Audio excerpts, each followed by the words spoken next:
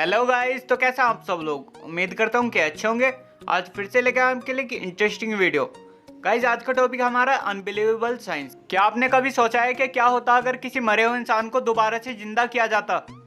ऐसा होते हुए तुमने कभी फिल्मों में देखा होगा, लेकिन आज मिलाने वाला हूँ इतिहास के उस वैज्ञानिक से जिसने एक मरे हुए जीव को जिंदा करने की कोशिश की और इसमें सक्सेसफुल भी हुआ। वैसे तो मरे हुए इंसान को जिंदा करने की कोशिश कई वैज्ञानिकों ने की, लेकिन अब तक का सबसे खतरनाक और चौंका देने वाला एक्सपेरिमेंट था ये। गाइस, साल 1934 में विज्ञान के इतिहास में कुछ ऐसा हुआ जिसकी किसी को उम्मीद नहीं थी।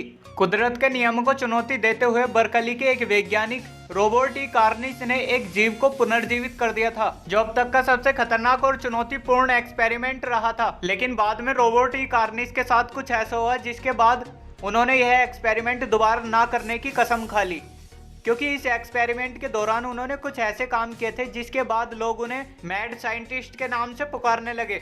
वैसे तो मनुष्य को पुनर्जीवित करने के लिए रॉबर्ट ई कार्निस कई सालों से रिसर्च कर रहे थे, लेकिन कुछ समय बाद उन्होंने एक ऐसी टेक्निक ईजाद की जिससे जीव को पुनर्जीवित किया जा सकता था, क्योंकि उनका मानना था कि अगर किसी मृत व्यक्ति के अंदर फिर से रक्त प्रवाह शुरू किया जाए तो वह जिंदा हो सकता है। इस बात को साबित करने के लिए उन्होंने कुछ साधारण उपकरणों की मदद ली, जिसमें सबसे महत्वपूर्ण था टीटर बोर्ड, जो एक आम शीशो बोर्ड जैसा होता है। इस प्रयोग में रोबोट मरे हुए व्यक्ति को टीटर बोर्ड पर लिटाकर उसे तेज तेज घुमाते थे, जिससे शरीर के अंदर रक्त प्रवाह वापस से शुरू किया जा सके। इसके लिए उन्होंने मेडिकल प्रक्रिया भी आजमाई, लेकिन उन्हें सफलता नहीं मिली। इस प्रयोग में असफल होने के बाद रोबोट ने इस एक्सपेरिमेंट को जानवरों पर करने की सोची। फिर मई 1934 में रोबोट ने अपने प्रयोग के लिए 5 कुत्तों का इस्तेमाल किया, जिसमें उन्होंने उनका नाम रखा लेजरस 1, 2, 3, 4 एंड 5। इन सभी कुत्तों को रोबोट ने नाइट्रोजन मिक्सचर देकर मार डाला और उसके बाद इनके मरे हुए शरीर को टीटर बोर्ड से बांध दिया। इसके बाद इन कुत्तों के शरीर में इंजेक्शन की मदद से एक ऐसा मिक्सचर डाला गया जिसमें एड्रेनालिन मिला हुआ था। इसके बाद इनके मुंह में मशीन की मदद से ऑक्सीजन सप्लाई की गई। इसी बीच बोर्ड को आगे पीछे हिलाया जा रहा था ताकि मिक्सचर सही से घुल सके और पूरे शरीर में आसानी से पहुंच सके। इस एक्सपेरिमेंट के बाद लेजरस 1, 2, 3 जिंदा तो हुए, लेकिन कुछ समय बाद वह कोमा में चले गए। लेकिन लेजरस 4 और 5 को सफलतापूर्वक पुनर्जीवित कर लिया गया। फिर 1935 में मॉडल मैकेनिक्स में छपे एक आर्टिकल के अनुसार लेजरस 4 जो था वह सही से खड़ा नहीं हो पा रहा था, और लेजरस 5 जो 5वां कुत्ता था वह सिर्फ 4 दिनों में पहले की तरह नॉर्मल हो गया।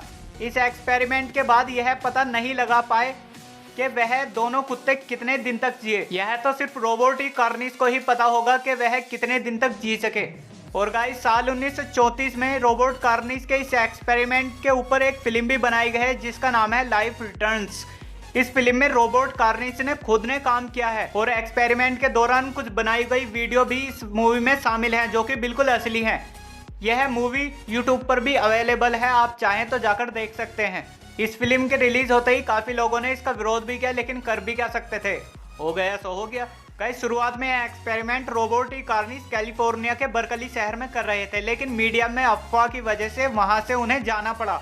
इस एक्सपेरिमेंट में कुत्ते होने की वजह से हर जगह इनका विरोध हो रहा था, लेकिन फिर भी इतनी आलोचना के बाद इनके एक्सपेरिमेंट को सबसे सक्सेसफुल और सबसे महत्वपूर्ण माना गया है, जो कि इतिहास में सबसे सफल प्रयोग माना जाता है। जानवरों के इस एक्सपेरिमेंट में सफलता मिलने के बाद रॉबर्ट ई कार्निस ने 1947 में सोचा कि यह एक्सपेरिमेंट इंसानों पर भी किया जाए, और इसके लिए उन्हें एक इंसान भी मिल गया जिसका नाम था थॉमस एमसी मोंगलिक।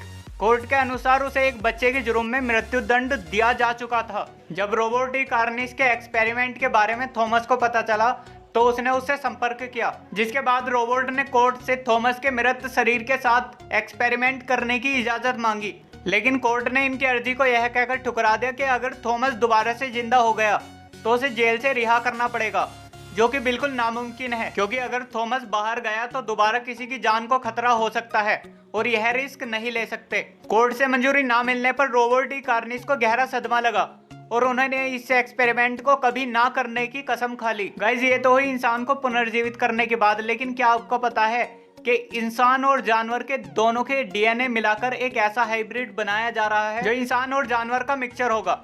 गाइस, इस पर अभी रिसर्च चल रही है, और अगर आप इसके बारे में डिटेल में जानना चाहते हैं तो इसके ऊपर मैंने एक वीडियो बनाई है, उसका लिंक मैंने डिस्क्रिप्शन में डाल दिया है, आप चाहें तो जाकर देख सकते हैं। उसमें 2 जानवरों को मिलाकर भी हाइब्रिड बनाए जा चुके हैं, जो कि दिखाए भी गए हैं। आप चाहे तो जाकर देख सकते हैं। और गाइस क्या होता अगर रोबोटिक कार्निस किसी मरे हुए इंसान को पुनर्जीवित कर पाते, लेकिन वह असफल रहे। तब से लेकर अब तक इस पर लगातार रिसर्च चल रही है, हो सकता है फ्यूचर में ऐसा देखने के लिए मिल जाए। तो गाइस कैसी लगी वीडियो कमेंट करके जरूर बताएं। तो वीडियो को लाइक करें और शेयर करें ज़्यादा से ज़्यादा, और हमारे चैनल पर नए हैं तो चैनल को सब्सक्राइब करो यार। तो फिर मिलते हैं नेक्स्ट वीडियो में, तब तक के लिए बाय।